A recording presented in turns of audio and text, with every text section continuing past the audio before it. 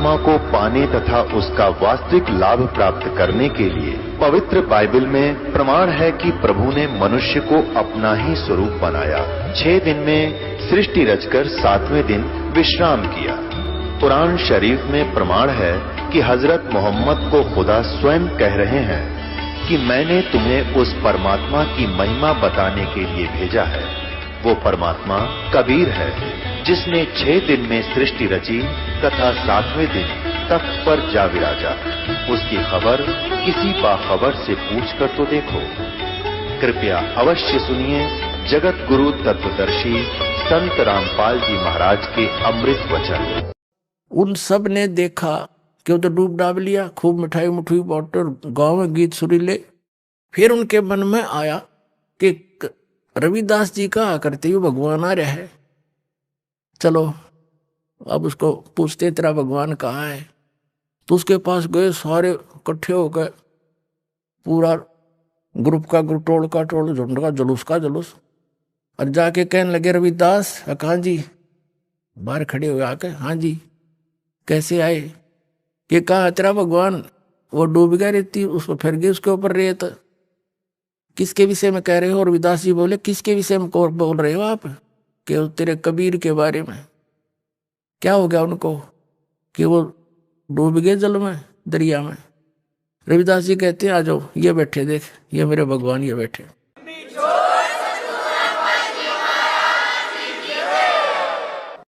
उन्होंने देखा झांक झांक सारे, वो फिर चिंगर गए। फिर गए सिकंदर के पास, जो तो डूबा नहीं, हो तो जादू जंतर जानता है, वहां छुप कर बैठ गया है। फिर पकड़ ले आए, खूनी हाथी से मरवाओ इसको अपने सामने, जब विश्वास होगा हमारे। अपनी करनी सब करी ये थाके दोनों दीन, ऐसा नहीं है पुण्यात्माओं। और वो किस लिए दुखी हुए? आपके लिए, हमारे लिए। अब पहचानो उस बालिक को।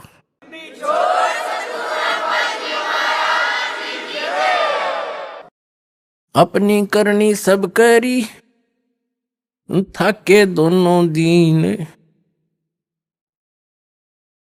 गरीबदास अब जुल्ह दी बैठ गए जलमीन।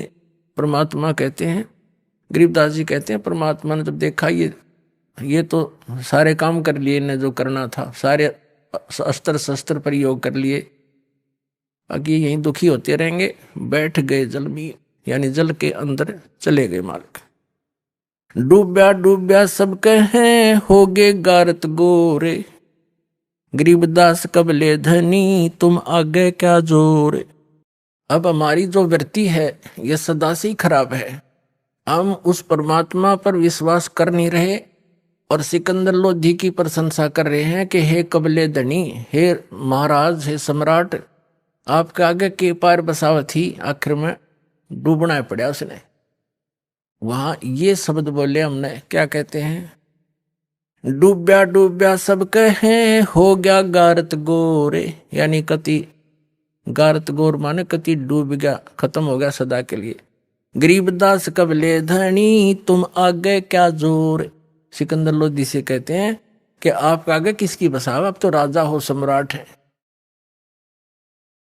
अब क्या होते? आनंद मंगल होते हैं ये बटे बधाई बेग, गरीबदास उस जुल्हदी पर फिर गया रेती रेग। अब सब लोग खुश हो रहे हैं, जो कबीर जी डूब गए परमात्मा, और उसके ऊपर रेत, रेग माने गारा, या उसके ऊपर उसके सौ पर जमगी होगी, क्योंकि ऐसे फलों में नीचे दब के जमुना का, गंगा का रेत उस पर दाब लेता है नीचे। उस दृष्टिकोण से कह रहे हैं आनंद मंगल होते हैं ये बटे बधाई बेग, गरीबदास उस जुल्हदी पर, यानी जुल्हे पर फिर गया रेती रेग। यह उनकी सोच थी। अस्थि घोड़े चढ़त हैं ये पान मिठाई चीर, गरीबदास काशी खुशी वो डूब गे गंग कबीर। सब खुशी मना रहे हैं, हाथी पर चढ़ का बैंड बाजा बजा रहे के डूब गया गंगा में कबीर। जाओ घर रैदास के हिलकारे हजूर, गरीबदास खुशियां कहियो कहियो नहीं कसूर। कहते हैं जाओ रविदास के संदेशा दे दो। सब गए टोल के इकट्ठे हो गए। और नो ना क्यों डूब गया, नो पूछियो कित से उतरा गुरु जी। जब जब परमात्मा रविदास जी ने कहा ये बैठे मेरे गुरु जी कहाँ जा रहे थे। झालर जाओ घर रविदास कहे हिलकारे हजूर, गरीबदास खुशियां कहियो नहीं कसूर। झालर ढोलक बाजत हैं ये गाँव है शब्द कबीर, गरीबदास रैदास संग दोनों एक तीर। कबीर साहब वहां बैठे अपना परमात्मा अपनी महिमा जो हमें सुनाते हैं वो शब्द गान लाग रहे।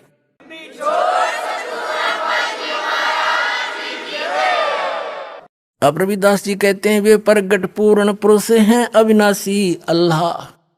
रविदास जी आदरणीय रविदास साहब जी कह रहे हैं कि वे प्रगट पूर्ण ब्रह्म हैं, पूर्ण पुरुष हैं, अविनाशी आप अल्लाह। गरीबदास रे दास कहे सुनो सिकंदर सा, ए सिकंदर राजा वो अल्लाह है, ये खुद भगवान आ रहे हैं, मेरी बात मान तो सुन ले। अब क्या बताते हैं कि फिर उन्होंने क्या किया, कबीर साहब को पकड़ा और कहते खूनी हाथी से इसकी जीवन लीला अंत करवाओ राजन। राजा ने एक ऐसा दंड देने का स्थान बना रखा था, जैसे आपने स्टेडियम देखे हो। स्टेडियम तो आम आदमी ने बच्चों ने देखे होंगे, तो ऐसा एक मचान सा बनाया जाता था। राजा सबसे ऊपर बैठते थे, मंत्री उससे नीचे वाले उससे नीचे, और नगर के जो वीआईपी होते थे उससे नीचे, आम जनता बाहर खड़ी होती थी। और वहां खूनी हाथी से उस अपराधी के प्राण लिए जाते थे जो घोर अपराधी होता था। और दुनिया का भय हो जावे कि और भी कोई गलती करेगा तो उसको ये सजा मिलेगी, ताकि जनता बुराई से बचे। इस दृष्टिकोण से अब वहां ले गए पकड़ के, और कबीर परमात्मा के गोला लाठी दे दी भगवान के, हाथ बांध जोड़ के और वहां गिर दिए। और खूनी हाथी होते थे जो आदमी को चाप जाते थे, मार डालते थे बुरी तरह, उनको शराब पिलाई जाती है। तो शराब पिलाकर हाथी को निर्धारित एक पीलवान सरकारी नौकर होता था, और वो हाथी भी सरकारी ही होता था, उसको लाया गया। अब गरीबदास जी के अमृतवाणी में सुनाएंगे, घना आनंद आएगा। खूनी हाथी मस्त है पग बंदे जंजीर, गरीबदास जहां डारिया मसक बांध कबीर। खूनी हाथी के सामने परमात्मा को मसक बांध के गोला लाठी दे के गिर दिया। अब क्या हुआ कि परमात्मा की तरफ पीलवान यानी ड्राइवर हाथी के ऊपर बैठ के चलाता है। अंकुश होता है एक भाला सा उसका, वो इधर उधर बकवाद करे तो सीधा भाला ठोक देते हैं, फिर वो हाथी तभी सीधा होता है। अब उसने क्या किया, परमात्मा ने अपने पास एक बब्बर शेर खड़ा दिखा दिया।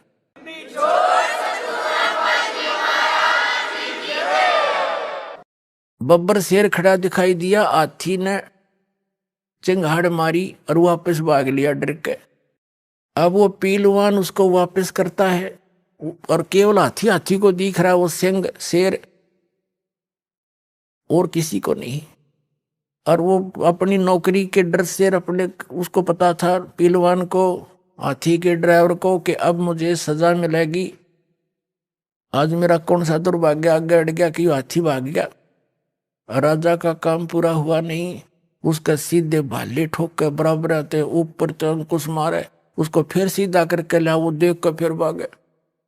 परमात्मा ने सोचा कि इस जीव को यो पीलवान घना दुखी करेगा, क्योंकि सारे जीव ही उसके, वो दयालु है। तो उसने उस पीलवान को और दर्शन दे दिया, शेर दिखाई दे दिया, और पीलवान भी हाथी तो तले गिर गया, हाथी की तो पीलवान बेहोश हो गया।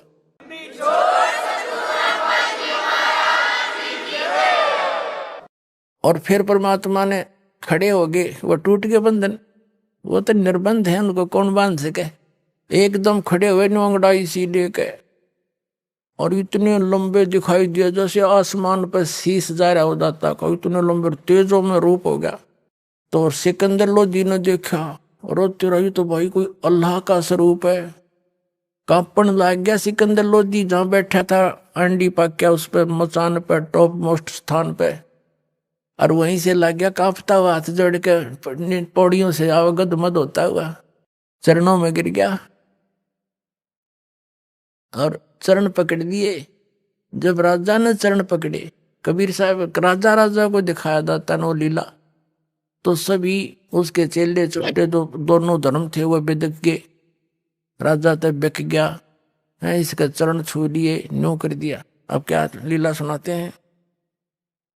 सिंह रूप साहेब धरा ये भागे उल्टे फीले, अपना दूसरा रूप शेर का बना के मालिक ने करा। गरीबदास समझे नहीं या दुनिया खलीले, बने कहेरी सिंह जीत चौर शिखर आसमान। गरीबदास हस्ती लख्या यो दिखे नहीं जहान। परमात्मा ने कहते शेर का रूप धारण करे अन्य, और हाथी न दिखे, और जहान तो जनता बैठी थी उन ना दिखे। बने कहेरी सिंह जित चोर शिखर आसमान। गरीबदास हस्ती लख्या यो दिखे नहीं जहान। कूट से महावतम अंकुश सिर गर्गाप। गरीबदास उल्टा भागे वो ताड़ी देवे थाप, तारी दीजे थाप। अब वो हाथी सिर कूटे और वो अंकुश मारे महावत, और वो बेचारा आवे नहीं। फिर कहते हैं भाले को खो मारी ये चरखी छूटे पाख। गरीबदास नहीं निकट जावा वो कल की देवे लाख। हाथी के आंखों में यानी बराबरों में भाले ठोके, और भी दूसरे जो नीचे खड़े थे, और कल की दे हम मार दे हम मार दे। वो निकट नहीं जा उसने दिखे से। फिर परमात्मा ने उस महावत को दिखाया। जैसी भक्ति कबीर की ऐसी करे न कोई। गरीबदास कुंजर थके उल्टा भाग्या रोए। कुंजर माने हाथी, रो के भाग्या चिंगाड़ मार के। दूम गोए मुंडी धुन सेन न समझे एक। अब वो हाथी मुंडी गोए हैं, और दूम यानी पूछड़ बोझ के और मुंडी दोनों करके भागन की सोचे। कहते दूम गोए मुंडी धुन ये सुन सैन न समझे एक। गरीबदास दिखे नहीं आगे खड़ा अलेख। अलेख वो पूर्ण परमात्मा खड़े, सबने दिखे नहीं। पीलवान देखा तब खड़ा केरी संगे। पीलवान ने देखा महावत ने। पीलवान देखा तब ये खड़ा केरी संगे। गरीबदास आए तो हाँ धर्मौला बहुरंगे। खुद मौला खुद मालिक आए हैं अन्य रूप बना के। उतरे मौला अरस्त, उतरे मौला अरस्त। मौला माने मालिक, कुल धनी, सतलोक से ऊपर से अर्श से आसमान से उतरे हैं। उतरे मौला अरस्त भाव भक्ति के हेत। आप अपने बच्चों के प्यार में भक्ति यथार्थ भक्ति देने के लिए वो मौला मालिक खुद उतर के आया है। गरीबदास साह लखे कबीर पुरुष सहेत। उतरे मौला अरसत भाव भक्ति के हेत। गरीबदास तब साह लखे कबीर पुरुष सहेत। तब लीला की कबीर ने दो रूप में रह दी से। गरीबदास कबीर के जैसे पास खड़े जगदीश। परमात्मा दो रूप दिखे वहां। पहले तो एक तरफ से कबीर जी, दूसरे परमात्मा दिखे, फिर दोनों एक हो गए। फिर क्या कहता है, जम्भाई अंगड़ाइया लंबे बहे दयाल। गरीबदास उत्साह को मानो दर्शा काल।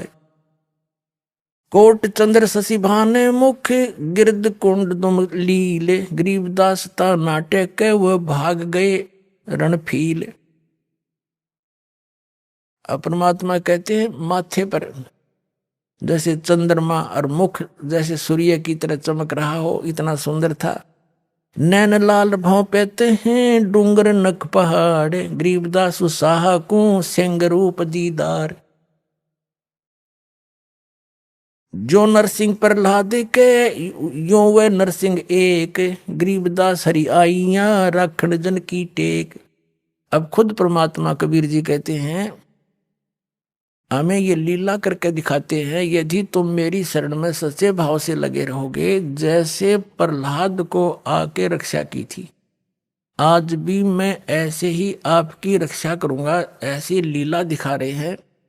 पहले दिखा रहे हैं जैसे कबीर जी अलग है, वो नरसिंह रूप, पहले मालिक दिखे, फिर शेर का रूप बन गया, और फिर दोनों मिलकर एक हो गए, कबीर साहब रह गई।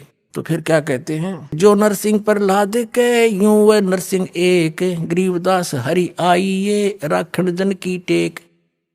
ये दिखाने का है कि भगत की मैं न्यू रक्षा कराया करूं, और तुम भी इसी तरह लगे रहना। कोई भी आपत्ति सच्चे दिल से लगे रहोगे, आओगी तो ऐसे दुख दूर कराया करूं मैं भगता के। परमात्मा बताते हैं, बार बार सताए कर मस्तक लीना भारे। गरीबदास जी कह रहे हैं उस परमात्मा को बार बार सता के उन मूर्खों ने अपने सिर पर भार धर लिया। क्या बिगाड़ा उसका? और समझना चाहिए थे, चरण पकड़ लेने चाहिए थे, भगवान गलती होगी और अपना कल्याण करवाना चाहिए था। तो हम भगवान को ना पहचान कर उसको एक केवल लीला ही मानकर बैठ के जादू जंत्र बता दिया उन नकलियों ने कि जादू जंत्र जाना ही हो। अब दास बताएगा वो कौन थे, वो क्या जानते थे। वो सर्वज्ञ थे, सर्वशक्तिमान थे, हमारे भगवान हैं, हमारे पिता हैं, हमारे लिए भटक रहे हैं। अब उसको हम पहचानेंगे। ता सिंह लोलीन भया परचा इब की बार, गरीबदास सा यूं कहे अल्लाह दिए दीदार। अब वो सिकंदर लोधी कहता है, फिर देख कर सुन काशी के पंडितों और काजी मुल्ला पीर, गरीबदास इसके चरण ले लो यो अल्लाह अलेख कबीर।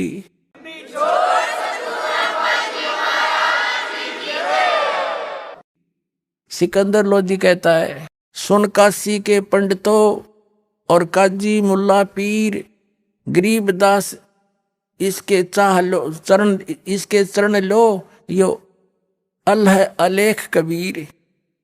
यो अल्लाह कबीर है उतरे काशी धाम, गरीबदास सा यूं कहे झगड़े मुए बेकाम। कहने लगे ये पूर्ण परमात्मा है और अपने यहाँ पर काशी धाम के अंदर ये स्वयं अवतरित हुए हैं। यो अल्लाह कबीर है, ये उतरे काशी धाम, शाह गरीबदास वो सिकंदर शाह न्यो कहे हम झगड़ मुए बेकाम। काजी पंडित रूठिया।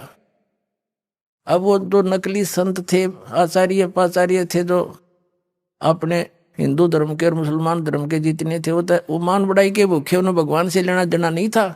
ना इतनी लीला देख के पत्थर पिघल जा, लोहा पिघल जा, वो पत्थर से भी बुरे दिल के हो जाते हैं। ये संत महंत बन जाते हैं जो थोड़ी सी प्रभुता पाके 10 आदमी सलूट करनी हो जा और भगवान से कोसों दूर रह जाते हैं, जनता को भी रख देते हैं। लेकिन ये भी नहीं छोड़ेंगे उनको, अब बिल्कुल सफाई कर देंगे उनके ज्ञान के आधार से। अब काजी और पंडित रूठ के राजा से चल पड़े कि इसने जादू जंतर कर रखा है। राजा इसको भगवान मान बैठा, जनता को बरगला दिया। जनता उनकी मानने थी, सिकंदर की कौन माने। ये शुरू से हमारे अंदर एक रही है कि हम अपने धार्मिक गुरु की ज्यादा मानते हैं, अन्य की नहीं। अरे वो नकली थे सारे। अब भी यही दशा है इन लोगों की। जैसे दास कहता है उस संत का ज्ञान गलत, उसकी भक्ति गलत, और ये दो चीज चाहिए भक्त ने। तो वो शिष्य अपने ही गुरु से पूछता है जाके। अब गुरु जी तो गुरु जी है, वो नकली, उसने वो कैसे कहा मैं गलत हूं। तो दास सिद्ध कर देगा ये सचमुच गलत है, और फिर आओगे छोटे छोटे करने। अब क्या कहते हैं, काजी पंडित रूठिया हम ताग्या यो देश, गरीबदास सटदल सर कहें, सटदल कहें ये जादू शेर हमेश। ये जादूगर है बोला, इसकी बातों में आगे तो इन जादू जंतर किया हस्ती दिया भगाए, गरीबदास इतना रहे वो काशी बिडरी जाए। उस स्थान को छोड़कर अपने घर में चले गए। अब कबीर साहब ने कहा था उस सिकंदर लोधी को कि अगरम मगरम छोड़ दो, मानो हमारी बात, गरीबदास या गुजड़ी लगी, थारा जन्म बीत रहा जात, ये बीता जा रहा तुम्हारा जन्म, ये अगर मगर छोड़ के और मानो हमारी बात। और गरीबदास ये समय रहा है हाथ से जात। तो परमात्मा कबीर जी अब जो दास आपको बताना चाहता था कि ये परम अक्षर ब्रह्म है, और इन्होंने जब ये लीला की और एक भी नहीं रहा शिष्य, जब आदरणीय धर्मदास साहिब जी ने कहा हे भगवान अब कैसे कल्याण होगा आपकी इन प्यारी आत्माओं का, तब परमेश्वर ने कहा था धर्मदास अभी डट रुक जा, जब कलयुग 5500 वर्ष बीत जाएगा तब मैं दोबारा गरीबदास वाले पंथ में आऊंगा और इन सब की पोल खोल दूंगा। ये वो ना है तो दास भेज दिया, उसको तो पेटा भरना था।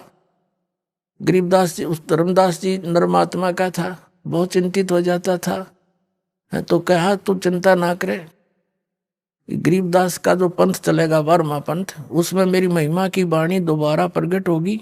बीच में काल के दूत कबीर पंथ में घुस के ये अटपट मारेंगे और ये उल्टा सुल्टा ज्ञान बना देंगे। कबीर सागर में भी कुछ परिवर्तन अपने हिसाब से कर लेंगे। तो हम गरीबदास जी महाराज के माध्यम से दोबारा अपनी महिमा की वाणी प्रकट कराऊंगा और उसी के पंथ में आगे चल के हम आवेंगे, सब पंथों का नाश करके खत्म करके, यानी उनको सब ज्ञान से हट समझा कर एक करूंगा सारों को। जो एक से अनेक हो रहे 36 धर्म बन गए, सबको एक करूंगा और पूरे विश्व को ज्ञान दूंगा। तू चिंता ना करे, आण देव समय। तो पुण्यात्माओं अब वो समय है।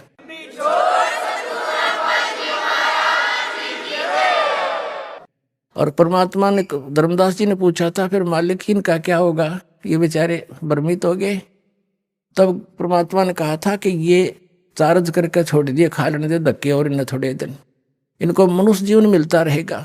जब ये मानते नहीं मैं क्या करूं, मैंने कितना रो लिया इनको, सारी सुख दे लिए और ज्ञान सुना लिया, तो फिर ये आएंगे ना, बीचली पीढ़ी आओगी जब ये, तब तक ये मनुष्य जीवन प्राप्त करते रहेंगे बेटा। और फिर इन्हें पार करूंगा, इनको शिक्षित बनाऊंगा और फिर अपना दास भेजूंगा। वो तब तक ये जितने भी काल के दूत होंगे अपना सारा अनुभव कथ का फाइनल कर चुके होंगे। जब मेरा दास जाओगा इनकी पोल खोल देगा, सब बच्चे मुझे समझ जाएंगे, ऐसे पार करूंगा। परमात्मा ने, कबीर भगवान ने, जो हम सब के पिता हैं, हम सब के जनक हैं, उन्होंने आकर के हमें यहाँ ज्ञान कराया है कि तुम यहाँ के वासी नहीं हो। जिस स्थान पर आप रह रहे हो ये आपका स्थायी स्थान नहीं है। आप प्रतिदिन देख भी रहे हो, सैकड़ों की संख्या में व्यक्ति आपके ही नोटिस में, नॉलेज में, समाचार पत्रों के माध्यम से या किसी और रिश्तेदारी में प्रतिदिन इस सारे साजबाज को छोड़कर अचानक मृत्यु को प्राप्त हो जाती है। ये लोक रहने का है। परमात्मा कहते हैं साथी हमारे चले गए, अपने ऊपर ही सारा उदाहरण परमात्मा कबीर जी, क्योंकि सारा उदाहरण अपने ऊपर ही अप्लीकेबल किया करते थे। दूसरे ने कहे तो नाराज हो जा। हमको ये मालूम है किसी ने रहना नहीं, सब ने मरना, और किसी ने न्यू कह दे मृत्यु हो जाएगी जब क्या करेगा, तो जिस ज्ञान से पहले न्यू कहा करते क्यों मृत्यु तेरी हो जा हमारी क्यों है। इसे पक्के हुए बैठे थे कि न्यू किसा कह दिया मृत्यु हो जा, इस बात का दुख मान जाते थे। तो इतनी बुद्धि है हमारी, हम सत्य को स्वीकार करने के आदि नहीं रहे। सामने देखकर भी हम कबूतर की तरह आंखें बंद कर लेते हैं। तो ये आंखें बंद करें काम नहीं चल रहा है, अब ये खोलनी पड़ेंगी। जैसे पवित्र वेदों में प्रमाण दिया कि वो परमात्मा सतलोक में रहता है, तो उसके तीसरे भाग में 3 पोर्शन है सतलोक के। सबसे ऊपर वाले स्थान पर परमात्मा कबीर जी का अपना निज स्थान, बहुत बड़ा एक मंदिर नुमा गुम्बद है, उसके बीच में परमात्मा विराजमान है। तो यानी बहुत बड़े सिंहासन पे, सिर पर मुकुट है जैसे राजा लोग पहनते हैं। राजा तो असली में वही है, बाकी तो कृत्रिम राजा है। 10 दिन के चौधरी फिर मृत्यु को प्राप्त करके गधे बने पावे, क्या के राजा ही है। अगर राजा है तो वो एक ही है, बाकी तो नकल कर रहे हैं उसकी। सिर पर मुकुट है, ऊपर छत्र है और सुंदर शरीर है परमात्मा का, मनुष्य दृश्य है, उसका नाम कबीर है। तो वहां से 3 पोर्शन है, 3 स्थान अलग, उसमें 3 व्यवस्था है। परमात्मा के दूसरे नंबर पर फिर हंस रहते हैं, यानी केवल नर रूप में। उससे फिर 30 सेकंड लास्ट के अंदर बहुत बड़ा, चारों तरफ बड़े बड़े बाग बगीचे, सदाबहार वृक्ष है, पहाड़ हैं, झरने बहते हैं, सरोवर हैं, बड़े बड़े दरिया और दूध, दरियाएं बह रही हैं दूधों की, अमृत सरोवर है। और उसके साथ ही ऐसी ही सृष्टि है, नर और नारी करके ऐसी सृष्टि है। सबके परिवार हैं, बाल बच्चे हैं, बहुत सुंदर सुंदर मकान बने हुए हैं और बहुत बड़े बड़े पार्क हैं वहां पर प्रत्येक परिवार के। जो सुविधा हम यहाँ कोशिश करते हैं, जैसे थोड़ा सा कोई अच्छा रोजगार हो जाए, किसी व्यक्ति का कोई अच्छा अधिकारी बन जाता है तो बड़ी कोठी बनाता है, आगे बहुत बड़ा लॉन बनाता है, उसमें बाग बगीची बनाता है, पार्क बनाता है, उसमें झूले डालता है। ये तो नकली है। कल मृत्यु हो जाए, परसों गधा बना पावे, हो गए सारे दरे दराए रह गए और कुछ वो सुख नहीं, मानसिक सबको शांति नहीं किसी। और वहां पर ये सारी सुविधा वहां थी जिसकी हम यहाँ, जिसको यहाँ खोज रहे हैं, या वो वस्तु हो ही नहीं सकती, उसका कुछ एक थोड़ा बहुत एक नकल सी कर रहे हैं। तो वह सब सुविधाएं आपको उपलब्ध है। आपके सभी स्थान जहां आप रहा करते थे वो खाली पड़े हैं। लेकिन ये ज्ञान प्रथम बार सुनता है प्राणी। 600 वर्ष पहले परमात्मा ने बताने की चेष्टा की, किसी ने सुना नहीं, उन्होंने गुप्त रखा। ये मूल ज्ञान है जो दास को दिया है। कबीर साहब ने कहा था, धर्मदास मेरी लाख दुआई, ये मूल ज्ञान की तबार न जाई। मूल ज्ञान बार जो पड़ी ही बिचली पीढ़ी हंस नितरही।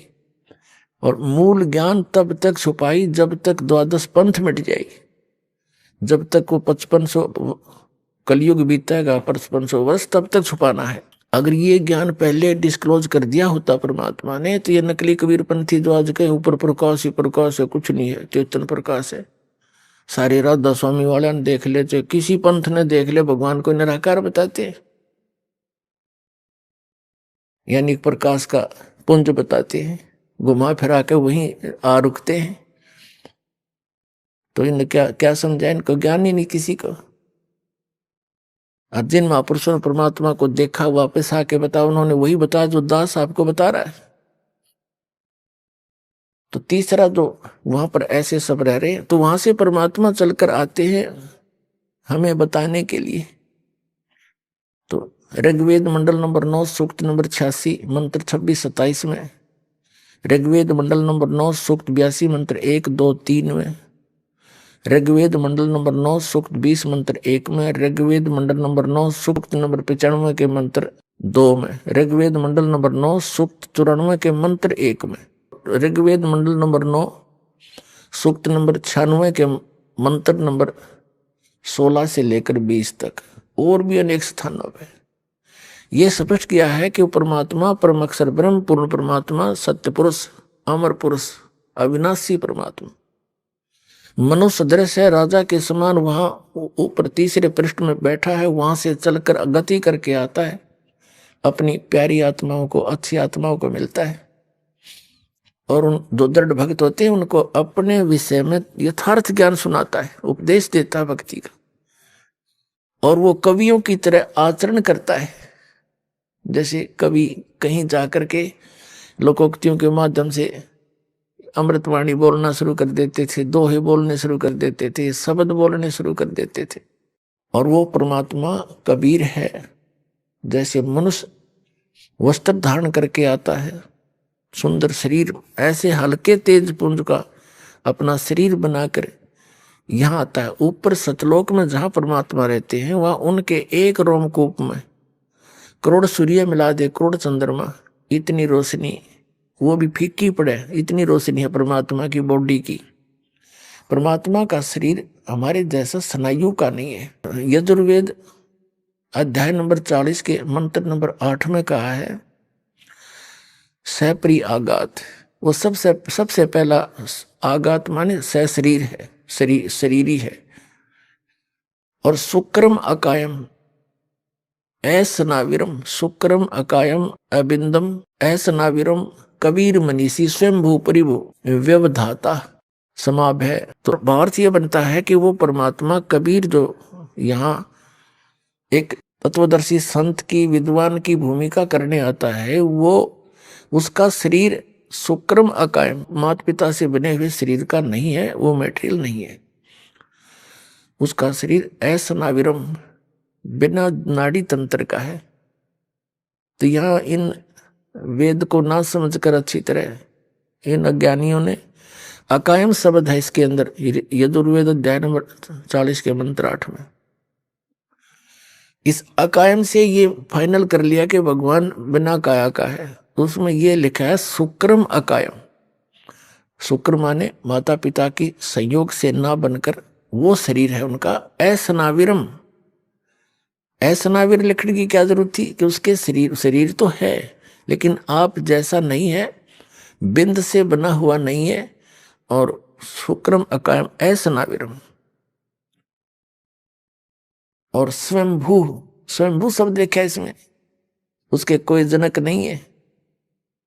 परिभू सबसे पहला परमात्मा है वो। और व्यवधाता, भिन्न भिन्न प्रकार के सभी ब्रह्मांडों का विधाता, रचनहार, वो कबीर मनीषी। तो वहां से परमात्मा बहुत तेजों में शरीर है। जब नीचे आते हैं तो अपने शरीर का ये तेज बहुत सामान्य बना लेते हैं। जैसे किसी कमरे के अंदर बहुत सी लाइट लगी होती हैं, 1000 वाट की भी होती है, 500 की भी, और 200 की भी, 50 की भी, और 0 का भी हो। सब जैसे सबको जगा तो जगमग हो गया कमरा, कक्ष, और सबको बंद करके एक 0 का बल्ब यानी ट्यूब जगा दी, या 10 वाट की जगा दी, तो सिंपल सा प्रकाश शेष रह गया। ऐसे ही परमात्मा का शरीर है। वो जब चाहे उसको हल्का बना ले, बटन ऑफ कर लिया अपने, और जब चाहे सारे तेज को प्रकाशित कर ले। तो यहां अगर वो उसी रूप में यहां आ जाए तो हम चरम दृष्टि से उनको देख नहीं सकते। इसलिए वो अपना हल्का तेज पुंज का, यानी आम मनुष्य जैसा ही शरीर बना है, तो ऐसा ही, लेकिन उसके प्रकाश में अंतर है, प्रकाश कम कर लेते, इतनी सी बात है। और वो कवियों की तरह आचरण करता है। तो ये कर्या किसने, ये लीला कबीर परमेश्वर जी ने, दानक जो लाए कबीर जी ने। तो इससे ये भी सिद्ध होता है कि वो परमात्मा है जो वेदों में वर्णित है, वो लीला किसने की, वही भगवान है। तो कबीर परमेश्वर जी दानक जो लाए काशी वाले ने की, तो ये कबीर इज गॉड। तो वो यहां आते हैं, हमारे लिए भटक रहे हैं। धर्मदास जी से कहा था, धर्मदास जब मैं इस पृथ्वी पर आया, मुझे कोई भी परमात्मा से यानी मेरे से परिचित कोई हंस नहीं पाया। यथार्थ ज्ञान किसी के पास नहीं था। तब मैंने अपनी महिमा आप गाई, आप आरती, आप साजे, आप किंगर, आप बाजे, आप ताल झान झनकारा, आप नचे अब देखण आ रहा। कह कबीर ऐसी आरती गाऊं, आप मध्य आप समाऊं। अब अपना एक साधारण कवि की तरह हमारे लिए भटक रहे वो परमात्मा ना। उनको क्या आवश्यकता थी, ठीक है करा कितने जुलाए हो लिए, अपने कपड़ा बना, रोटी खाई, टाइम पास करे, मर गिर चले गए। और वो भटकते फिरे। तो कैसी कैसी दिन में आपको सुनाई थी, कैसी कैसी उनके साथ यातनाएं दी गई परमात्मा को। वो आपके लिए भटक रहे हैं। आप इतने अबोध बना दिए इस काल ने ये ज्ञान आपको सुनते सुनते भी समझ में नहीं आता जल्दी सी, क्योंकि हमने अज्ञान गणा सुन रखा है। तो क्या करते थे वो भगवान, कहीं पर भी खड़े हो जाते थे एक तारा लेकर, और कवियों की तरह कहीं शब्द गाते थे, कहीं दोहे बोलते थे। 150 व्यक्ति दर्शक इकट्ठे हो जाते थे, जैसे कोई सपेला आता है बीन बजाता है, बहुत से लोग इकट्ठे हो जाते हैं। कोई जादूगर आता है वहां भी इकट्ठे हो जाते हैं, तो अपना खेल दिखाता है। ऐसे परमात्मा ने अपने इस ज्ञान का प्रचार शुरू किया था। तो वहां खड़े हो जाते कहीं पर भी और सुनाने लग जाते। परमात्मा की अमृतवाणी आत्मा को खींच लेती है, सुनने वाले चारों तरफ बैठ जाते हैं और परमात्मा उनको सुनाया करते थे। साथी हमारे चले गए, हम भी चलन हारे, कोई कागज में बाकी रह रही, तात लगी है वार। कबीर साहब कहा करते, हमें बताते थे कि तुम्हारे साथी चले गए और तुम भी चालन हार, यानी अपने ऊपर बता रहे यहां से सबने जाना है, और कोई कागज में बाकी रह रही, कोई शेष अभी आपका प्रारब्ध बचा है, इसलिए देर लाग रही है। जिस दिन वो कागज पूरा होगा, 1 सेकंड भी ना लगे, चाहे तो कहीं गए हो, रास्ते में हो, घर पे हो, या कहीं विमान में हो, और चाहे अपनी गाड़ी में हो, और चाहे किधर दुकान या मजदूरी कर रहे हो, वहीं पर खत्म हो जाओगे। 1 सेकंड नहीं मिलेगी आपको। और आप यहां जचे बैठे हो जैसे कद्दे नहीं जावे। दुनिया रोजाना पता नहीं कितने व्यक्ति मर रहे हैं, आपके जू भी ना रहेंगे, या क्या बनेगी अपने साथ। तो परमात्मा कबीर जी हमें बताते हैं कि ये लोक ऋण का नहीं है।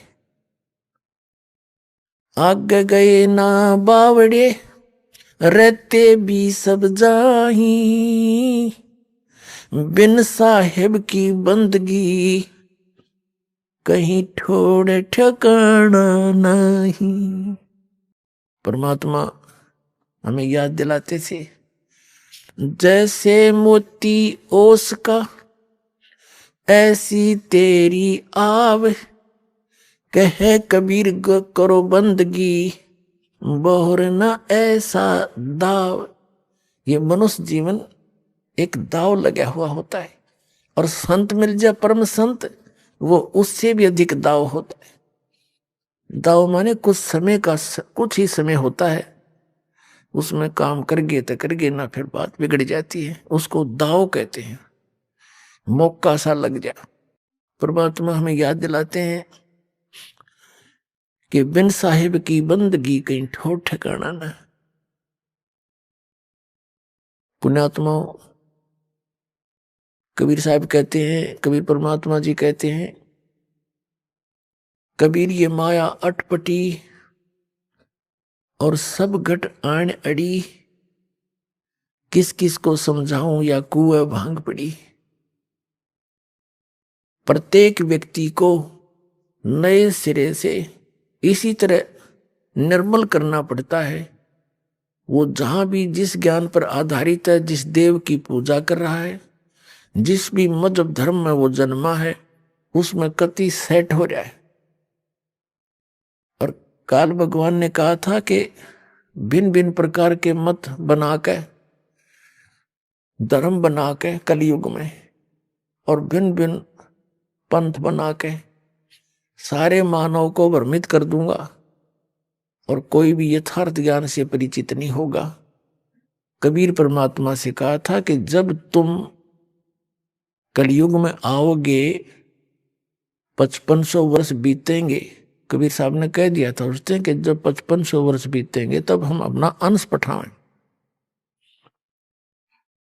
तो काल ने कहा था कि जब तुम्हारा अंश आवेगा, उस समय तक तो ऐसा कर दूंगा, ये भक्ति योग्य को नहीं रहेंगे। कलयुग में कोई शराब पी रहा है, कोई मांस खा रहा है, कोई सिगरेट पी रहा है, कोई चोरी, कोई रिश्वत, और कोई अलग अलग साधना पर दृढ़ हुए बैठे। देव और धाम पुजाऊं या विद जीवों को भरमाऊं। और बेशक जाओ जोग जीत संसारा, जीव न माने कहा तुम्हारा। जीव तुम्हारा कहा न माने, हमारी ओढ़ हो बाद बखाने। और वो एक रखे है। अब परमात्मा की चर्चा आप करके देखो किसी भी पंथ वाले से या किसी मजहब धर्म वाले से, वकील बने बैठे हैं, यानी परमात्मा के विरोध में बोलते हैं उस अपने सुने सुनाए लोक वेद के आधार से। और ऐसे बिगड़े हुए सारी व्यवस्था को अब परमात्मा सेट करेंगे, अपने बच्चों को सत संदेश देंगे, दे रहे हैं। और बुद्धिमान समाज है क्योंकि शिक्षित किया दाता ने, अपने को जनाने के लिए, अपने को पहचानने के लिए कि मुझे पहचान लीजिए। इस मनुष्य जीवन का केवल एक का उद्देश्य है, परमात्मा की शरण मिल जा, ये विश्वास दृढ़ हो जा कि ये भक्ति सही है और ये भगवान पूर्ण है। मोक्ष और सतलोक स्थान है जहां हम जाकर कभी मरते नहीं। तो फिर यहां आज से राष्ट्रपति बन रहा है कोई किसी देश का, 1 मिनट में मृत्यु हो जाए, अगले जन्म में पशु। बता क्या क्या महिमा हुई है। चाहे उसकी बाद में भी स्टेच्यू बना के पूजे जाओ जनता, और वो की तब पशु बना फिर रहा है, तो क्या खाक महिमा बनी है। तो परमात्मा हमें याद दिलाते हैं, कुछ सोचो समझो विचार करो मैं क्या कहना चाहता हूं। चारों युग में संत पुकारे, कूक कहा हम हेल रे। हीरे माणिक मोती बरसे, यो जग चुगता ढेल रे। ढेल माने डले कंकर। कबीर परमात्मा कहते हैं कि मैं जिन महापुरुषों को आकर मिला, उन्होंने जगह जगह जाकर के और आवाज लगा लगा कर ढोल के डंके पर मेरी महिमा बताई। और मैंने भी जगह जगह जा करके ऊंची ऊंची आवाज लगा करके सबको ये तत्व ज्ञान सुनाया। और इस ज्ञान को कोई स्वीकार नहीं करते। हीरे माणिक मोती बरसे, यो जग चुगता ढेल रे। ये सत साधना और ये यथार्थ तत्व ज्ञान रूपी हीरे मोती और ये माणिक हम बरसा रहे हैं, इनको कोई स्वीकार नहीं कर रहा। आन उपासना, आन साधना और शास्त्र विरुद्ध साधना के ऊपर दृढ़ होकर लगे हुए हैं। वो कौड़ी उन डलों को, कंकर पत्थर को इकट्ठा किए बैठे, उसको चुन रहे, चुग रहे। चारों युग में मेरे संत पुकारे और कूक कहा हम हेल रे। हीरे माणिक मोती बरसे, यो जग चुगता ढेल रे। कहते हैं पर भी लेन जात है दुनिया, हमरा ज्ञान किने नहीं सुनिया। ये कहीं पर ये लग जाता है कुंभ का मेला, वहां पर भी लगेगी, उस पर भी में कोई नहा तालाब में तो का बेड़ा पार हो जाएगा। ये कोई बात हुई है कहीं किसी शास्त्र में प्रमाण? शास्त्र कौन से हैं? पवित्र वेद, पवित्र गीता, ये गॉड गिवन स्पिरिचुअल नॉलेज है। और बाकी जो पुराण हैं ये श्री ब्रह्मा जी द्वारा दिया गया ज्ञान है। जैसा उन्होंने अपना अनुभव और जैसा वो वेदों को समझ सके वो अपना अनुभव और अन्य जो जानकारी उसको प्राप्त थी, क्योंकि सबसे पहले वही इस काल के पुत्र हैं, सबसे बड़े वही पहले जन्मे हैं और उनसे ही सब ने ज्ञान ग्रहण किया। तो पुराणों में जो साधना की विधि है यदि वह वेदों और गीता से नहीं मिलती है तो यूजलेस है, वो शास्त्र विरुद्ध है। वेदों और गीता में कौन सा मंत्र है? ओनली ओम मंत्र, ओम, ओनली वन। इसके अतिरिक्त जो भी साधना अन्य जो किए जाते हैं वो शास्त्र विधि को त्याग कर मनमाना आचरण है, वो यूजलेस है। और फिर दूसरा जो कंप्लीट जो ज्ञान है, स्पिरिचुअल नॉलेज है, आध्यात्मिक ज्ञान है, वो परमात्मा ने स्वयं आकर अपने मुख कमल से अपनी वाणी में बोला है, उसको तत्व ज्ञान कहते हैं। गीता जी अध्याय नंबर 4 के श्लोक नंबर 32 में गीता ज्ञानदाता ने कहा है कि जो जानकारी आपने गीता अध्याय नंबर 4 के श्लोक 25 से लेकर 31 तक आपने प्राप्त किया, मैंने बताया, कोई ऐसे साधना करता है, कोई देवताओं की पूजा करता है, कोई व्रत रखता है, कोई योग अभ्यास ही करता रहता है, और कोई स्वाध्याय करते हैं, कोई तीक्ष्ण अहिंसावादी व्रत रखते हैं, जैसे मुंह पर पट्टी बांध ली, नंगे पैरों घूमते हैं। ये सभी अपनी साधनाओं को पापनाशक जानते हैं, यानी सही मान कर रहे हैं। यदि इनको पता लग जाए सही नहीं, तुरंत छोड़ देंगे, कौन करेगा उसको। फिर गीता अध्याय नंबर 4 के श्लोक नंबर 32 में कहा कि इस प्रकार के यज्ञ यानी धार्मिक अनुष्ठानों की जानकारी ब्रह्मण मुखे सचिदानंद घन ब्रह्म की वाणी में, या इन्होंने अनुवाद गलत कर रखा, अनुवादकर्ताओं ने ब्रह्मण मुखे का अर्थ कर दिया वेद की वाणी। आइए अब हम उन श्रद्धालुओं के अनुभव जानते हैं जो जगत गुरु तत्वदर्शी संत रामपाल जी महाराज जी से दीक्षा प्राप्त कर चुके हैं तथा उनके द्वारा बताए गए भक्ति मार्ग पर चल रहे हैं। नमस्कार सर। नमस्कार सर। सर क्या नाम है आपका? मेरा नाम राजवीर सैनी। राजवीर जी आप कहाँ से हैं? मेरा गांव बनवाला, जिला हरिद्वार, उत्तराखंड से है। राजवीर जी, संत रामपाल जी महाराज से नाम दीक्षा आपने कब ली? नाम दीक्षा संत रामपाल जी से 11 जनवरी 2014 को ली वगैरह। संत रामपाल जी महाराज से नाम दीक्षा लेने से पहले आप क्या भक्ति साधनाएं किया करते थे? सर जी भक्ति हनुमान जी की पूजा करता था विशेष रूप से, और शंकर जी को मानता था। सभी देवताओं की जो भी प्रचलित थी सभी की भक्ति करते थे वगैरह जी। सर क्या कारण बना कि आप संत रामपाल जी महाराज की शरण में आए?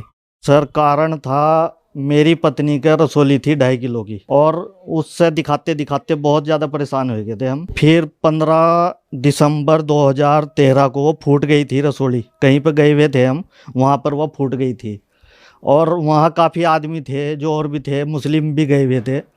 तो उन्होंने ये बोल दिया था मेरी पत्नी को देख कर कि भाई ये आपके हाथ से निकल चुकी है, अब बचने का कोई वो नहीं है इसका। फिर हम एक कार करके रुड़की गए। रुड़की वहाँ 2-3 हॉस्पिटलों में गए, लेकिन किसी ने भी भर्ती नहीं करी। फिर किसी की सिफारिश से हेमंत हॉस्पिटल रुड़की में, अच्छा हॉस्पिटल है, फिर उसने भर्ती करी और ये बोल दिया था कि भाई रात को अगर ये जिंदा रही तो सुबह इसका ऑपरेशन होगा। फिर रात को जैसे तैसे फिर भी ठीक रही, मतलब जिंदा रही। फिर सुबह के टाइम डॉक्टर साहब से मिले, उसने बोल दिया कि भाई इसका पहले अल्ट्रासाउंड होगा, फिर ऑपरेशन करेंगे इसका। ऑपरेशन तो पक्का ही बता दिया कि ऑपरेशन तो ही नहीं होना है। फिर सर सुबह के टाइम अल्ट्रासाउंड हुआ, उसके बाद में डॉक्टर साहब ने ये कहा था कि भाई ये जो रिपोर्ट आनी है सीधी मेरे पास आना, सीधी लेकर, इसको लाइन में नहीं लगना, नहीं तो फिर टाइम निकल जाएगा। फिर सर जी अल्ट्रासाउंड जब रिपोर्ट आई उससे पहले भगत सर जी मैं कुर्सी पर बैठा हुआ था, परेशान था बहुत ज़्यादा, और मैंने संत रामपाल जी से नाम दीक्षा भी नहीं ली थी। इसी दरमियान मैंने गुरु जी से, संत रामपाल जी से प्रार्थना लगाई है, मालिक आपकी शरण में हूँ, अब मैंने बहुत पूज लिए, अब आपकी शरण में हूँ। ये रिपोर्ट जो आने वाली है अल्ट्रासाउंड की, रिपोर्ट नॉर्मल आ जा, बस मैं और कुछ नहीं मांगता गुरु जी। फिर डॉक्टर साहब ने कहा था कि रिपोर्ट लेकर सीधा मेरे केबिन में आना और तुरंत इसका ऑपरेशन करेंगे। फिर सर वो रिपोर्ट आई तो रिपोर्ट नॉर्मल थी सर।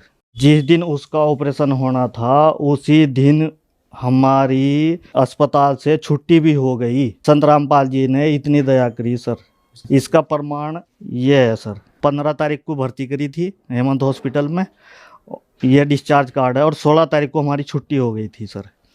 ये प्रमाण है जी इसका, संत रामपाल जी महाराज की दया से बहुत बड़ा। मैं तो ये चीज़ मेरे कभी सपने में भी नहीं आ सकती कि छुट्टी भी हो जाएगी आज। इस चमत्कार को देखकर सर मेरे गांव में भी बहुत हलचल हुई कि भाई इतना बड़ा चमत्कार हुआ। 16 तारीख को जैसे छुट्टी हुई तो उससे बाद में एक बार 700 रुपये की दवाई, इससे बाद में आज तक भी उसने इस मर्ज की कोई गोली नहीं खाई आज तक भी। 20 दिन बाद में ये नाम दीक्षा ली फिर मैंने संत रामपाल जी महाराज से। सर जैसे कि आपने बताया कि आप संत रामपाल जी महाराज के सत्संग सुनते थे, आपने नाम दीक्षा नहीं ले रखी थी और आपके साथ बहुत दुखद घटना घटी।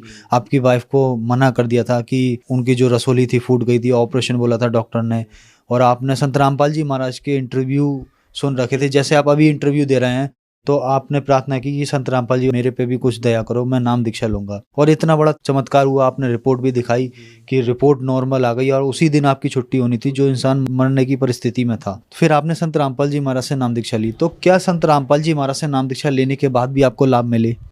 जी लाभ मिले सर जी। एक तो हमारे लड़की थी 10 साल की है लगभग, वो दिन में कई कई बार 10-10 बार लैट्रिन करती थी, थोड़ी थोड़ी हर जगह कर देती थी। तो हमने रुड़की हॉस्पिटल में भी दिखाई, वो डॉक्टर ने मना कर दी दवाई देने से कि भाई ये बिल्कुल ठीक है, इसको दवा नहीं दे सकते हम, कहें कि दवा दें। तो फिर सर परेशान होकर हमने संत रामपाल जी महाराज से ही प्रार्थना लगाई कि गुरुजी इस बच्ची पर भी दया करो। और संत रामपाल जी महाराज ने दया करी सर, वो आज लड़की बिल्कुल ठीक है, बिल्कुल ठीक है, कोई दिक्कत नहीं है। और लाभ सर ये मिला 1998 में, हमने बिहारीगढ़ कस्बा है हमारे पास में, उसमें 5 बीस से ज़मीन ली थी। तो जी उस भाई चला गया था बैनावे पर, मैं नहीं गया था। तो भाई ने गलती करी, नोटरी करवाई, बैनावा नहीं करवाया। तो सर बाद में फिर मैं भी गया, भाई भी गया कि भाई उनके पास में ज़मीन वालों के भाई बैनावा कर दो, लेकिन उन्होंने मना कर दी कि भाई अब बैनावा नहीं की ज़रूरत नहीं है आपको, आप मकान बना लो। लेकिन हमारी हिम्मत नहीं पड़ रही थी उसमें मकान बनाने की। फिर सर परेशान होकर 20 साल बाद 2018 में दास ने संत रामपाल जी महाराज जी से प्रार्थना लगाई, है मालिक ये बैनावा करवा दो और रजिस्ट्री हो जाए, मालिक से प्रार्थना लगाई। तो सर मालिक ने वो भी सुन ली, वहाँ से आदेश आया कि भाई आपके अगर नंबर 1 का काम है तो आपका काम जरूर होगा वो। तो उस बाद में फिर मैं उन ज़मीन वालों से मिला कि भाई अब रजिस्ट्री करने के लिए कहा था उन्हें कि भाई लेकिन उन्होंने तो फिर भी आनाकानी करी। 4 बार में जाकर उन्होंने कहा कि अच्छा चलो अब आपकी रजिस्ट्री करते हैं। और उन्होंने रजिस्ट्री करी, 1 रुपया भी नहीं लिया संत रामपाल जी महाराज की दया से। और लाभ मिला सर जी, हमारे पास में 2 लड़कियां थी, लड़का नहीं था। हमारे पड़ोस में एक चाची रहती है, तो वह बोलती थी कि अगर आपका लड़का होगा तब मैं आपके गुरुजी को मान लूँगी। फिर मैंने गुरुजी से 28 फरवरी 2014 को संत रामपाल जी महाराज के हम दर्शन करने के लिए गए थे बरवाड़ा आश्रम में। तो जैसे हम दर्शन करने के लिए पहुँचे, लाइन में लगे, तो संत रामपाल जी महाराज दर्शन देते हुए आ रहे थे। तो दास ने संत रामपाल जी महाराज जी से प्रार्थना लगाई, गुरुजी एक पुत्र की अरदास है। तो गुरुजी आगे निकल गए, 3-4 कदम आगे चले गए थे, फिर पीछे आए और पीछे आगे दास को आशीर्वाद दिया कि भाई आपकी अरदास ये लग चुकी है।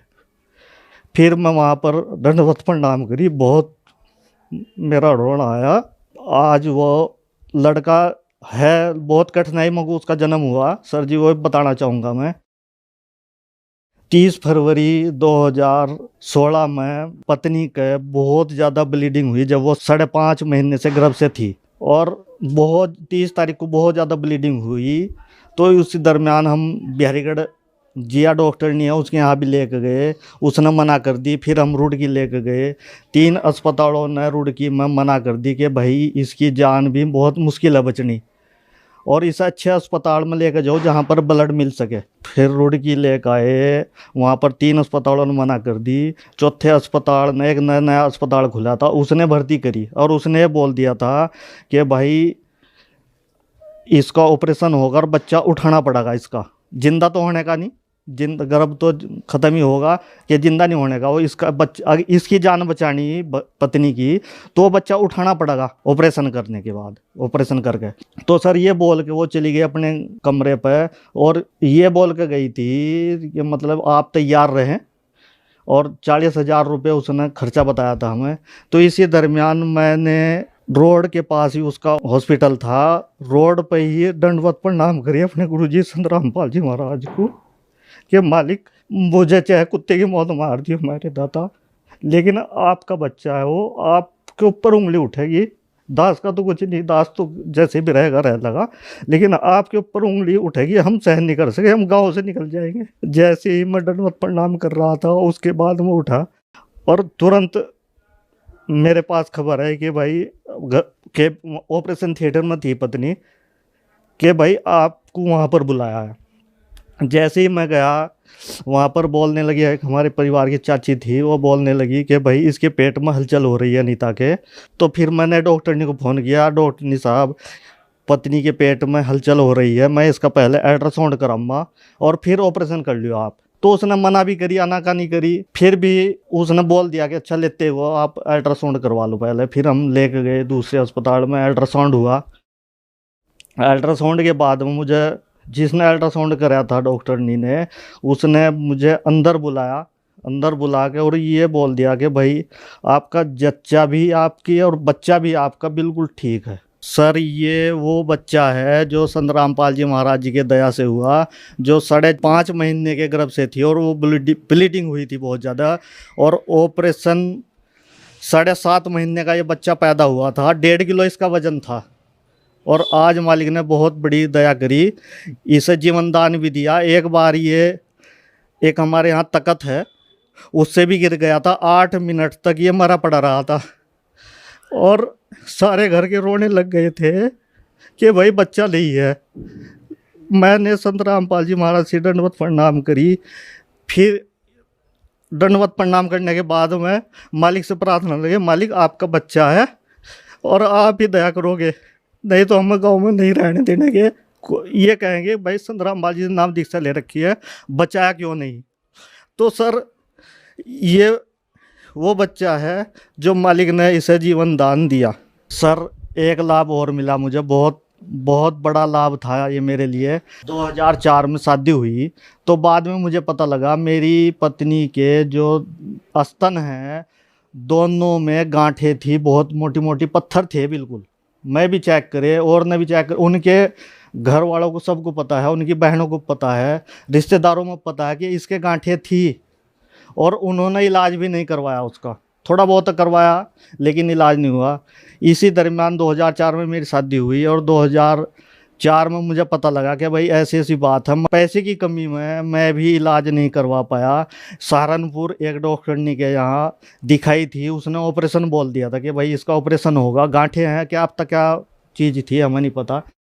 तो 2014 में नाम लिया। फिर इससे बाद 28 मार्च 2014 को अनीता ने नाम लिया, मेरी पत्नी ने। तो उससे बाद वो गांठें गायब हैं, कोई भी चेक कर सकता है। 2014 से वो बिल्कुल ठीक है, ना उनको कोई भी दवा दी उस चीज़ की, ना कोई ऑपरेशन हुआ उसका। संत रामपाल जी महाराज जी ने बहुत बड़ी दया करी, कोई दिक्कत नहीं है। यह संत रामपाल जी महाराज की बहुत बड़ी दया थी मेरे लिए, और क्या गिनाऊं उस मालिक दाता के गुण। आज बहुत सारे श्रद्धालु हैं जो आपको देख रहे हैं, परेशान हैं, उनके लिए आप एक उदाहरण हैं। आज आप भी इंटरव्यू दे रहे हैं, उनके लिए आप क्या कहना चाहेंगे? मैं तो जगत समाज से यही कहना चाहूँगा कि भाई कोई भी अगर बीमार है या किसी तरह से दुखी है तो संत रामपाल जी महाराज जी से आप भी अपने दुखों को कटवा सकते हैं। संत रामपाल जी महाराज से नाम दीक्षा कैसे ली जा सकती है? संत रामपाल जी महाराज जी से नाम दीक्षा बहुत ही आसान है। जितने भी सत्संग चलते हैं उनके नीचे एक पट्टी चलती है, नंबर उस पे दिए हुए हैं आश्रम के, सतलोक आश्रम के।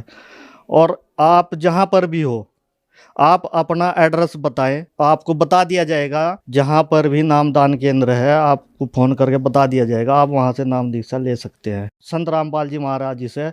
और निःशुल्क, कोई खर्चा नहीं है, आपको रहना भी वहाँ पर और खाना भी सब फ्री मिलेगा। धन्यवाद जी। सर नमस्कार।